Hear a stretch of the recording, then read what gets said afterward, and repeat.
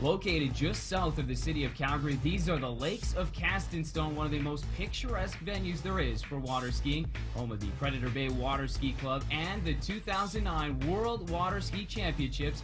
Hello everybody, I'm Brendan Parker of Shaw TV, joined by Dan Velchik, one of the founding members of that Predator Bay Water Ski Club and the group that brought this event to Calgary. Now Dan, why is this event one of the most premier in the world?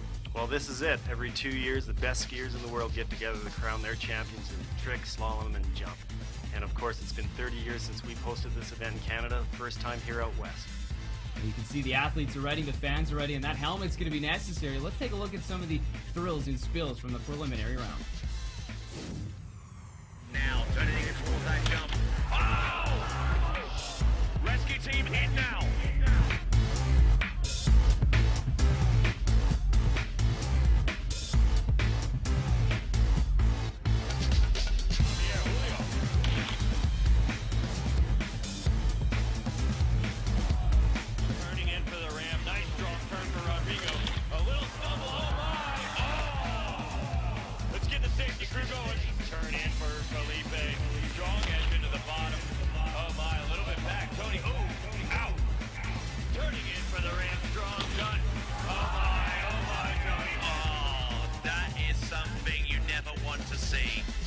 Coming off the jump, got plenty of speed and unfortunately just unable to control it. Sebastian DePasqua. Oh no! Oh no!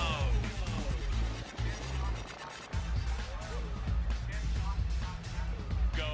Coming into the bottom. Oh no! No. He's gonna put it all on the line right here. Sebastian.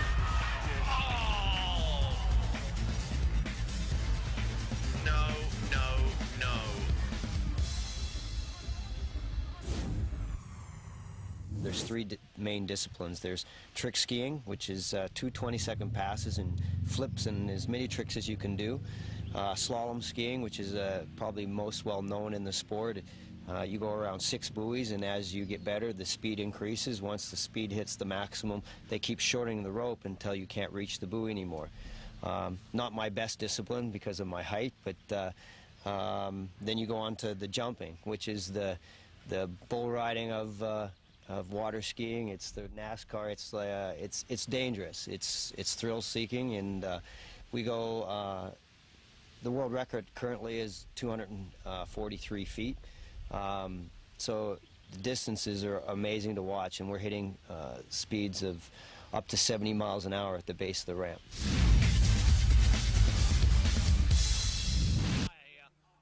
Let's get into our first event. It's the women's trick final. Starting things off, Michelle Bryant of Austria. Now, Dan, what are we looking for in this trick event for people at home? So in the trick event, we get 2 passes. They're both 20 seconds long, 1 line pass and 1 toe trick pass. Obviously, this goes towards the overall event, so each event is very crucial. Now, we're talking about Michelle Bryant. She's just finishing up her first run and obviously very happy with it. Her first opening score is 8,090, which is a strong start to the event. Now let's take a look at Iris Cambrai of France. Once again, Dan, this is the tricks that you're watching here. Obviously extremely difficult as far as the technicality. What kind of tricks are we looking at? So we're watching her hand pass here, and you'll watch her do a line over earlier there. Now we're watching her do her flips. They're only allowed a maximum of 6 tricks in their pass, and they only get to do a trick once and get credit for that trick. And once again, you said no style points.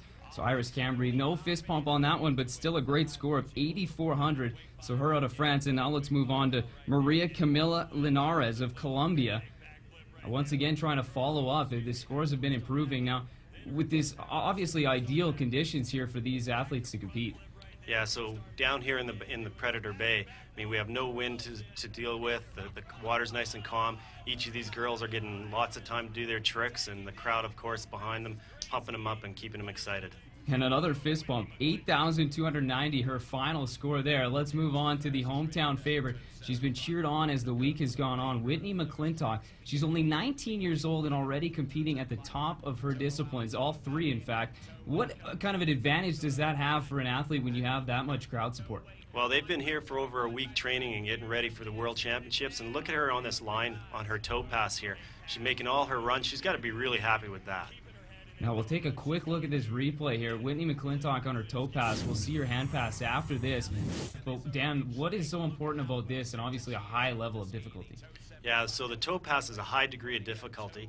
You're on a trick ski. There's, unlike a wakeboard, there's absolutely no fin under that ski. Very difficult to stand on. They're doing line overs with high degree of difficulties. Again, the line has to be out of the water. The skier has to clearly step over the line to get those big points. I mean, just really, really difficult to do these things.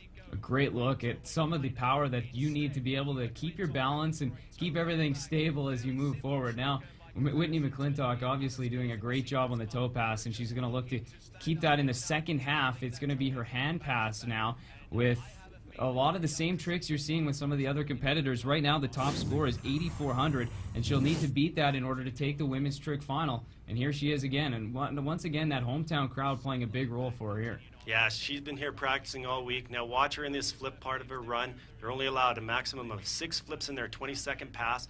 She's nailing them great as well. Every one of these tricks is the same trick a wakeboarder will do. Again, what a great pass. So Whitney McClintock is the women's trick final champion after a score of 87.40. That puts her on top.